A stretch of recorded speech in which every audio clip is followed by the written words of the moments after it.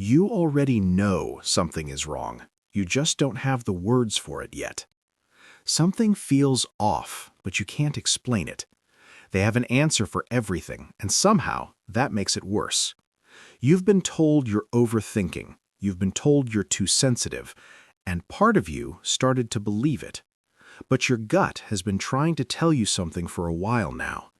Today, I'm going to give you the language your gut already speaks. 5 hidden ways to know you're being deceived. Not theories, real signals that real liars can't fully control. First, their story is too perfect. Think about the last time you told a true story. You forgot details. You said, wait, no, it was Tuesday, not Wednesday. You went back and corrected yourself. Real memories are imperfect. They have gaps and wrong details and moments where you have to think. A story with none of that isn't a good memory. It's a rehearsed script. The next time someone tells you something that sounds too smooth, too complete, too perfectly ordered, that feeling you get is correct. Real life is messier than that. Real people don't remember things that cleanly. Second, they answer questions you never asked. You ask one simple thing, and they give you 3 answers, including things you never brought up. That's not them being thorough. That's a person who's already defending themselves against accusations that haven't arrived yet. Think about it. When you're innocent, you answer the question and move on. When you're guilty, you answer the question and everything around it, just in case. The extra information they volunteered, that's almost always exactly the information they were most afraid you'd ask about. Third, watch their hands. Not for a specific gesture, just watch whether their hands match the conversation or not. When people talk naturally, their hands move naturally. When someone is lying, their brain is working so hard to maintain the story that the hands either freeze completely or start moving in ways that don't match what's being said. You've noticed this before without knowing what you were noticing. Something about the way they were sitting felt controlled, too still, or too busy. Either way, something was being managed. Normal conversation doesn't require that much management. Deception does. Fourth, they answer your question with a question. You ask, "Did you do this?" They say, "Why would I do that?" Or, "Why are you even asking me that?" Notice what just happened. They didn't answer you. They moved you somewhere else, somewhere where the question is about your motives instead of their actions. Innocent people answer directly. Guilty people redirect, and the redirect is always towards somewhere safer for them. Next time this happens, don't follow them to the new location. Stay exactly where you were. Let the silence sit. Then ask the same question again. Fifth, the flash. Less than a quarter of a second, a flicker across their face before the expression they chose takes over. You've seen it.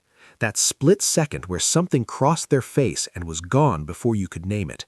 Fear, contempt, something that didn't match what they said next. That flash was the truth. Everything that came after it was the performance. And here's why this matters. Your gut already caught it. That's why something felt wrong even when everything they said sounded reasonable. Your instincts received the signal before your brain had the words. Now, about all 5 of these, one signal by itself means very little. People have off days. Stories can be smooth for innocent reasons. But 2 or 3 together, especially when your gut is already unsettled, that combination means something real. Don't dismiss it. Don't explain it away. Sit with it. The gut feeling that something is wrong is almost never paranoia. It is your brain processing signals that are too fast and too subtle for your conscious mind to catch in real time, and sending you the result as a feeling. That feeling has a name. It's called instinct, and it evolved specifically to protect you in situations exactly like this one. The people who get deceived most aren't the least intelligent. They're the most loyal, the most forgiving, the most willing to see the best in someone they love. That's not a flaw. That is one of the best things about them. But it needs to be protected. Not removed, protected, with a little more awareness. You don't have to become someone who suspects everyone. You just have to become someone who is harder to fool. Those are very different things. When a story sounds too clean, ask one more question. When someone over-answers, notice what they volunteered. When the hands don't match, file it. When a question answers your question, go back. And when something flashes across someone's face that was gone before you could name it, trust what you saw. Because the truth doesn't always arrive as a confession. Sometimes it arrives as a feeling that keeps coming back no matter how many times you try to explain it away. These 5 things are not about becoming cold or suspicious. They're about giving yourself permission to trust what you've already been noticing. The liar in your life is not smarter than you.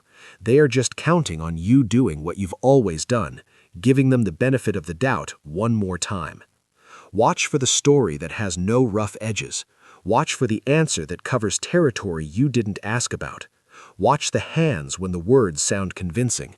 Watch for the question that replaces your question.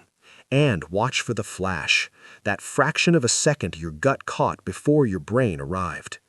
You've been seeing these signals for longer than you realize. You just didn't have permission to believe what you were seeing. Now you do. And that changes what you're able to see from here. One last thing, and this one is the hardest. Sometimes the person you most want to be telling the truth is the one these 5 signals are pointing at. When that happens, the heart will make every excuse available. Let it. And then look again anyway, because you deserve to know. Not the version of the truth they decided you could handle, the actual truth. You've been wondering for a while now. These 5 ways are how you start getting real answers. Not by becoming paranoid, by finally paying attention to what was already there. The signals were always being sent. You just needed someone to tell you that you were allowed to receive them. Go back to the last conversation that felt wrong. Apply what you know now. Notice what you find. And next time something feels off before you can explain why, don't talk yourself out of it. That feeling knows something. Your instincts were right more often than you gave them credit. They still are. They always were.